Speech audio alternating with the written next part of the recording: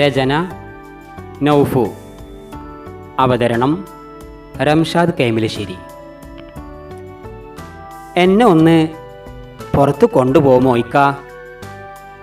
പതിവ് പോലെ രാത്രി കിടക്കുവാനായി റൂമിലേക്ക് കയറുന്ന സമയത്തായിരുന്നു ഷംല എന്നോടത് ചോദിച്ചത്. ഞാൻ അവളുടെ ആവശ്യം കേട്ടതും അവളുടെ മുഖത്തേക്ക് തന്നെ കുറച്ച് നിമിഷങ്ങൾ നോക്കി. കുറേയേറെ ദിവസങ്ങൾ കൂട്ടിലകപ്പെട്ട ഒരു കിളിയെപ്പോലെ ആ സാഹചര്യത്തിലേക്ക് പൊരുത്തപ്പെട്ട പോലെ ആയിരുന്നു അവളുടെ മുഖം. വിഷാദം തളം കെട്ടിയിരുന്നു. ദിവസത്തിൽ 4-5 വട്ടം എന്ന മരുന്നും മന്ത്രവുമായി കഴിയുന്ന, വല്ലപ്പോഴും ഹോസ്പിറ്റൽ അല്ലേൽ വീടെന്ന പോലെ പുറത്തേ പോകുന്ന അവൾ ആദ്യമായിട്ടായിരുന്നു ഇന്ന് എന്നോട് ചോദിക്കുന്നത്, എന്നെ ഒന്ന് പുറത്തേ കൊണ്ടുപോകുമോ ഇക്കാന്ന്.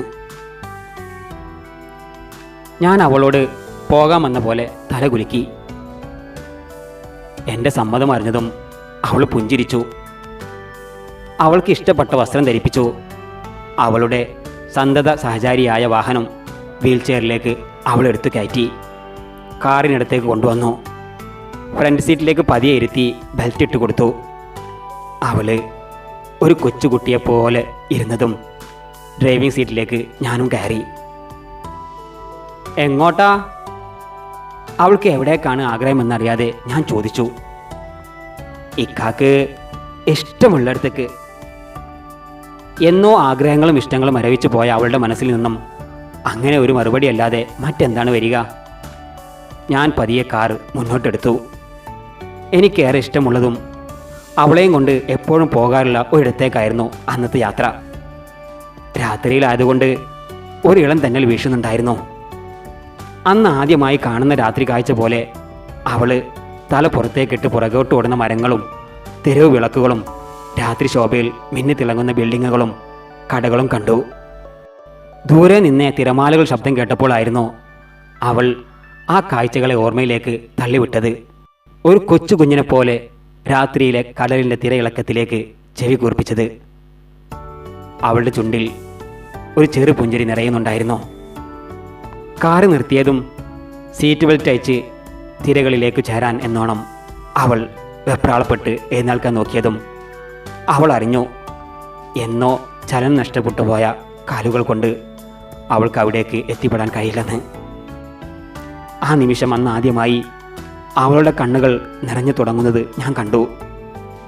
നിസ്സഹായതയോടെ എന്നെ നോക്കിയതും വാതിൽ തുറന്ന് ഞാൻ അവളിലേക്ക് ഓടി എന്നോണം അടുത്തു.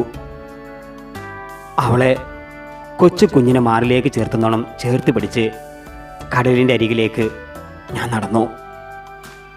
തിരയുടെ അടുത്തെന്നോണം അവളെയും കൊണ്ട് ഞാൻ ആ മണൽ പരിപ്പിൽ ഇരിക്കുവാനായി ഒരുങ്ങിയതും അവൾ എൻ്റെ കവിളിലേക്ക് ഒരു മുത്തം തന്നു. സമയം വളരെ വേഗത്തിൽ തന്നെ കടന്നുപോയി.